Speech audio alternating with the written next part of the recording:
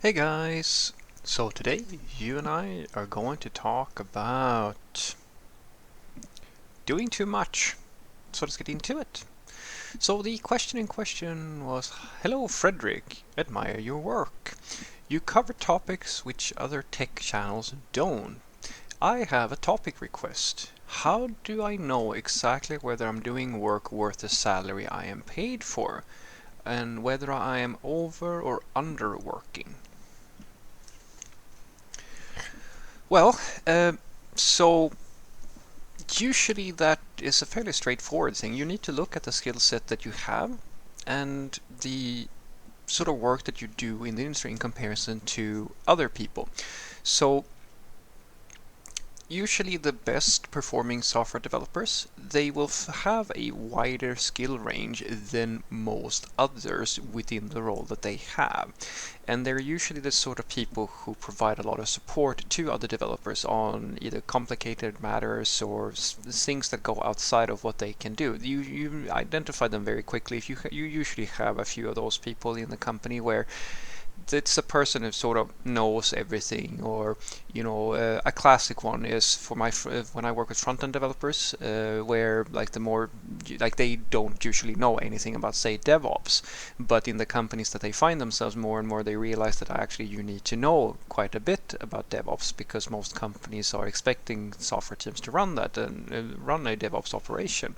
And so you usually have a few full stack developers or someone who really knows this sort of stuff and basically always helps out with that stuff, because most of the front end developers don't know how to, say, debug a CI pipeline or performance issues or things like that. They really don't. And that person might be a front-end developer, like be hired as a front-end developer. That's a person. That's the sort of person I'm talking about. It's an individual who has a wider skill set. They can basically handle a wider range of tasks than what the average person with their specific roles can do, right?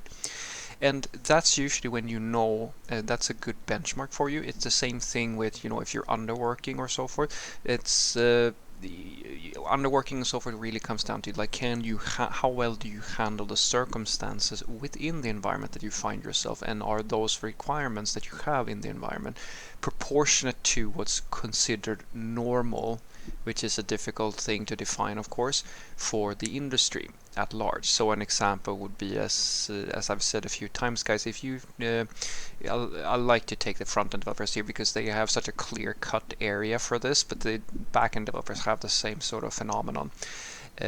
So for a front-end developer who might have been working primarily on static websites, and like I've seen front-end developers who literally have, like, they don't even write the network calls, they just do the HTML and CSS, but they don't do any of the JavaScript or like API calls, and they are surviving in a very specific environment, but they would basically never be paid the sort of money a front-end developer gets paid for mainstream large-scale software development, where you have to do that because if you hire such an individual for that job, well, then you basically have to hire somebody who does like something else for them, which is fundamental to their workflow, which slows down the whole process. It becomes very inefficient, basically.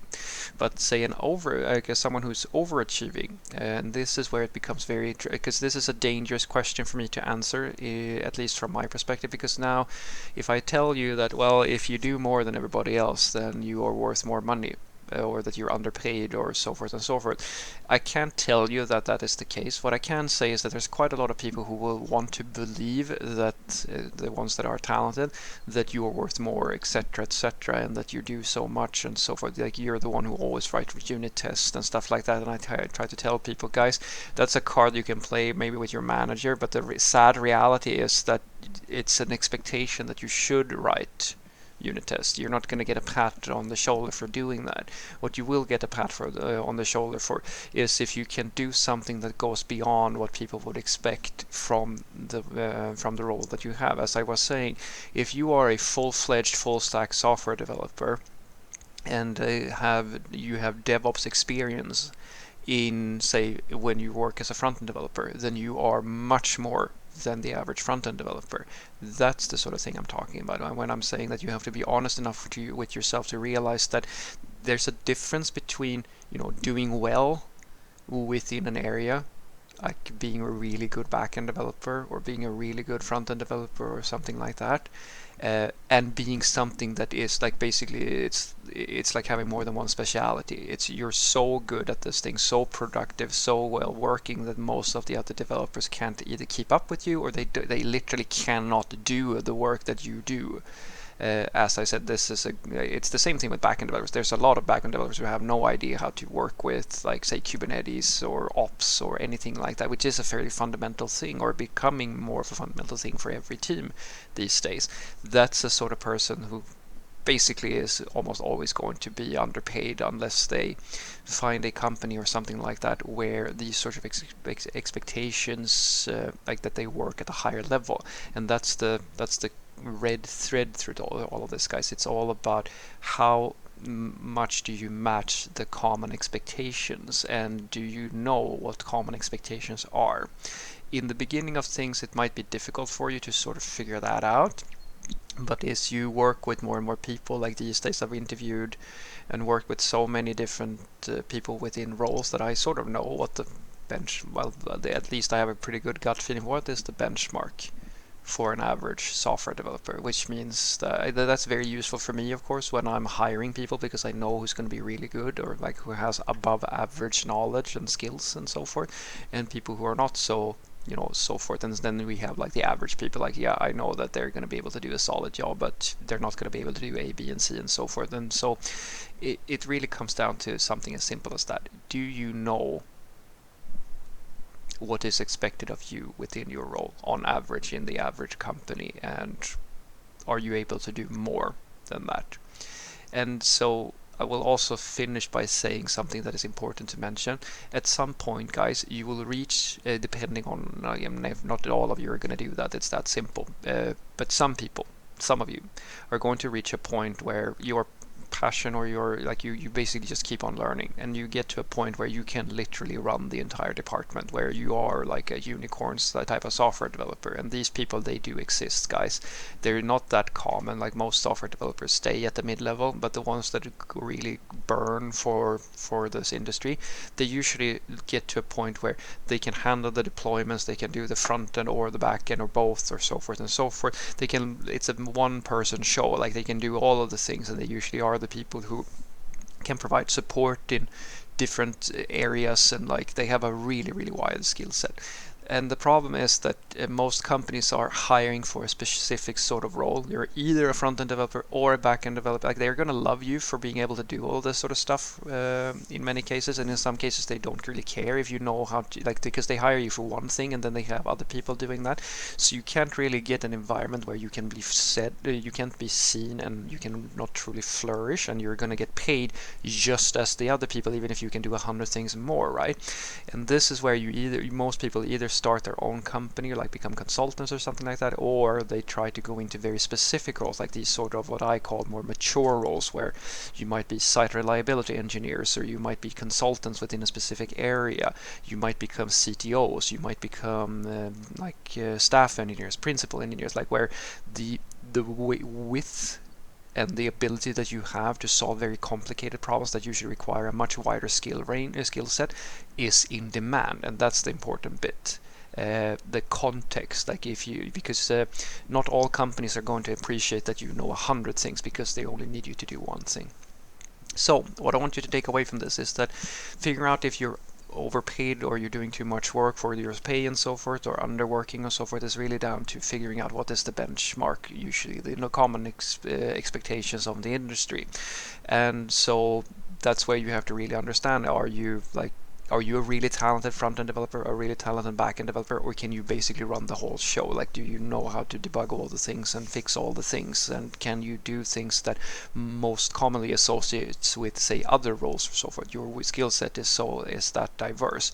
It doesn't have to always be diversity. It can also be highly specialized stuff where, like, you might be a really, really talented performance artist or things like that, where your knowledge extends from what you see from most people in in your area. Not just that you're a little bit better at things and you know a little bit more about testing or these sort of common things that makes you talented in your area, and that's great. You can get a little bit more pay for that for sure, especially if you're working at the lower ends, because there can be a mismatch. You can be like a world-class software developer in, say, front end or back end, and you're working in this tiny little startup or you like this backwards company. Well, I'm not saying backwards, but like a company doesn't really reward that, because all they really care about is like Bootstrap or like something basic like the or WordPress sites or so forth. And you might be able to. You're probably like sort of mismatched. It's sort of like different levels of athletes. You're in the wrong league, if that makes sense. But at some point you will realize that when you get to a point where you're like world class at like something, it becomes basically impossible for you to just continue getting paid more and more and more just for doing the same sort of work, because most companies can't really, it's hard to measure people at that talent level, so they usually start their own company or they go into very specific roles which are fairly high paid. As I said, there are plenty of companies who are looking for the top brass within the areas, and they will pay fairly substantial amounts of money, assuming now that they have the sorts of needs that you can help provide, like basically the skill set that you have is in demand. And I've seen these guys and girls, they're like skill level that they bring is really high, but it's actually very difficult for them to get paid the sort of money that they are worth, because the reality is, guys, that there is a cap for how much you can make as basically anything, unless you're running your own business. You're most likely not going to see like that level of compensation unless you have an arena or a market or a company or something like that where they realize that, where they understand the value of the work that you do. But you can definitely spot if you're being paid fairly by just doing this basic analysis. How well do you measure up in terms of what you can do, the diversity or the complexity of the tasks that you're dealing with. The tricky part is to find someone who understands that those skills are worth more compensation. Have a great day.